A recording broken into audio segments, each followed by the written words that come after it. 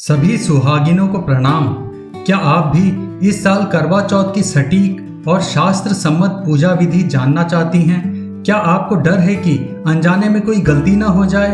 और क्या पति के मुख से जल पीने का सही नियम आपको पता है? इस वीडियो में हमने हमारे धर्म शास्त्रों के अनुसार सरल भाषा में पूजा सामग्री, विधि और जरूरी नियमों को समझाया है। यह वीडियो देखने के बाद आपको कोई और वीडियो देखने की जरूरत नहीं पड़ेगी। तो चलिए शुरू करते हैं। सबसे पहले व्रत की तैयारी और सरगी का महत्व। व्रत का पहला चरण है सरगी, जो आपकी सास या घर के बड़े सदस्यों द्वारा दी जाती है। यहाँ दो बड़ी गलतियाँ होती हैं। बहुत सी महिलाएं सूर्योदय के बाद सरगी करती हैं, जो सबसे बड़ी गलती है। सरगी हमेशा सूर्योदय से पहले ब्रह्म मुहूर्त में ग्रहण कर लेनी चाहिए। सूर्योदय होने के बाद यदि आप भोजन करती हैं तो आपका व्रत शास्त्र के अनुसार टूट जाता है और आपको उसका फल नहीं मिलता। सरगी में ऐसे भोजन का सेवन करना जो तामसिक हो या आसानी से न बचे गलत है। सरगी में हमेशा सात्विक और पौष्टिक भोजन करें, जैसे फल, ड्राई फ्रूट, दूध से बनी मिठाइयाँ और पर्याप्त पानी।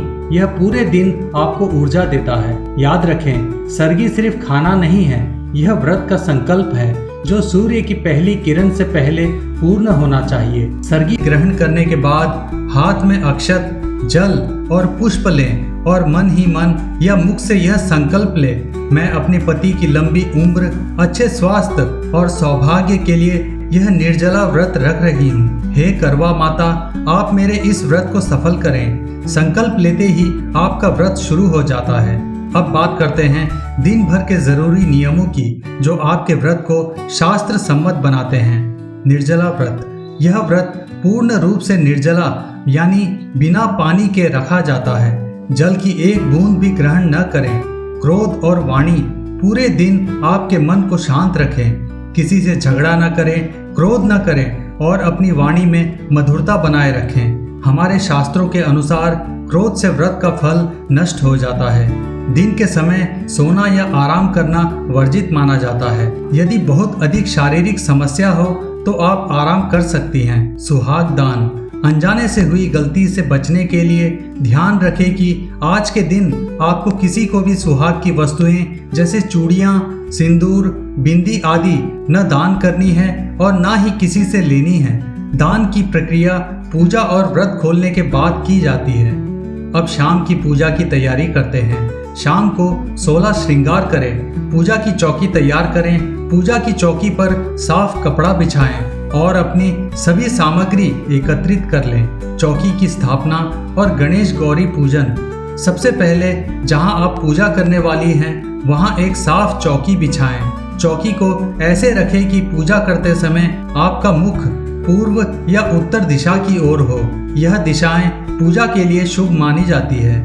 चौकी पर एक साफ लाल कपड़ा बिछाकर उस पर चावल या आटे से अष्टदल कमल यानी 8 पंखुड़ियों वाला कमल बनाएं। इसके मध्य में गौरी माता और गणेश जी की छोटी प्रतिमा या तस्वीर स्थापित करें। अब पूजा की शुरुआत श्री गणेश से करें। उन्हें रोली, अक्षत यानी चावल, दुर्वा और जल अर्पित करें। गणेश जी को प्रथम पूज्य मानकर उनसे प्रार्थना करें कि आपका व्रत निर्विघ्न संपन्न हो।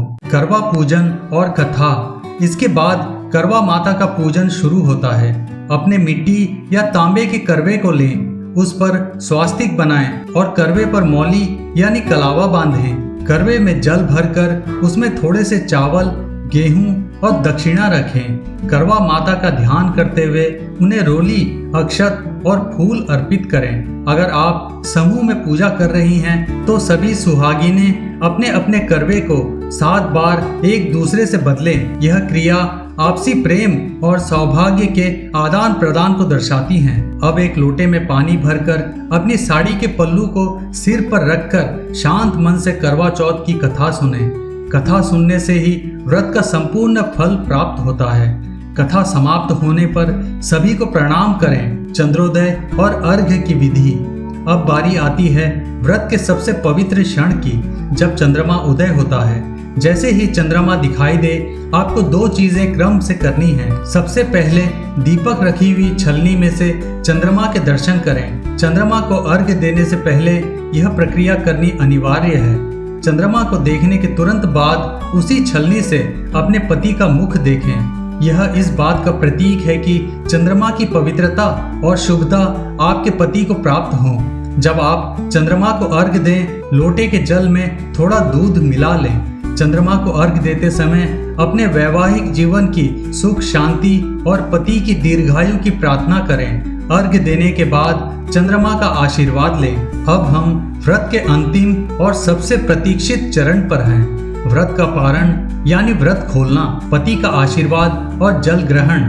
चंद्रमा को अर्घ्य देने के तुरंत बाद सबसे पहले अपने पति के चरण स्पर्श करके उनका आशीर्वाद लें। यह क्रिया पति के प्रति आपके सम्मान और समर्पण को दर्शाती है।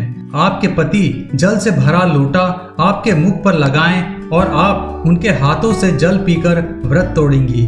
जल पीने के तुरंत बाद पति के हाथ से ही मिठाई या फल का पहला टुकड़ा खाएं। इस क्रिया के बिना व्रत पूर्ण नहीं माना जाता है। इस तरह आपका निर्जला व्रत सफलतापूर्वक संपन्न होता है। दान और विसर्जन यानी बायना। व्रत पारण के बाद अब बारी आती है सामग्री के दान की, जिसे बायना देना भी कहते हैं। शास्त्रों के अनुसार दान देना बहुत महत्वपूर्ण है। आपने पूजा में जो सुहाग की सामग्री, फल, मिठाई, वस्त्र, दक्षिणा रखी थी, उसे अपनी सास, ननद या किसी अन्य सुहागिन स्त्री को प्रेम और सम्मान के साथ भेंट करें। अगर घर में कोई और नहीं है तो आप इसे मंदिर में या किसी जरूरतमंद को दे सकती हैं। दान करने से व्रत का पुण्य कई गुना बढ़ जाता है। अंत में करवे से भरा हुआ जल किसी पवित्र पौधे जैसे तुलसी के पौधे में या अन्य पेड़ पौधे में विसर्जित कर दें। अपनी पूजा की चौकी को साफ करके प्रणाम करें। यह थी करवा चौथ की प्रामाणिक और सरल विधि। अगर आपने यह पूरा वीडियो ध्यान से देखा है तो अब आप निश्चित हो सकती हैं कि आपका व्रत पूरी तरह से सफल और निर्दोष होगा। याद रखें, इस व्रत का मूल सार प्रेम, त्याग और समर्पण है।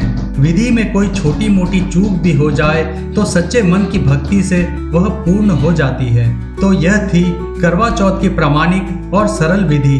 अब आप निश्चित हो सकती हैं कि आपका व्रत सफल और निर्दोष होगा। अगर इस वीडियो में दी गई सटीक जानकारी से आपको थोड़ी भी मदद मिली हो तो इस वीडियो को लाइक जरूर करें और इस जानकारी को अपनी सभी सहेलियों और रिश्तेदारों के साथ शेयर करें ताकि वे भी यह व्रत सही नियम से कर सकें। हिंदू धर्म और त्योहारों की ऐसे ही प्रामाणिक और सटीक जानकारी सरल भाषा में जानने के लिए अभी हमारे चैनल को सब्सक्राइब करें और घंटी वाला बटन दबा दें। जय करवा माता। आप सभी का वैवाहिक जीवन मंगलमय हो।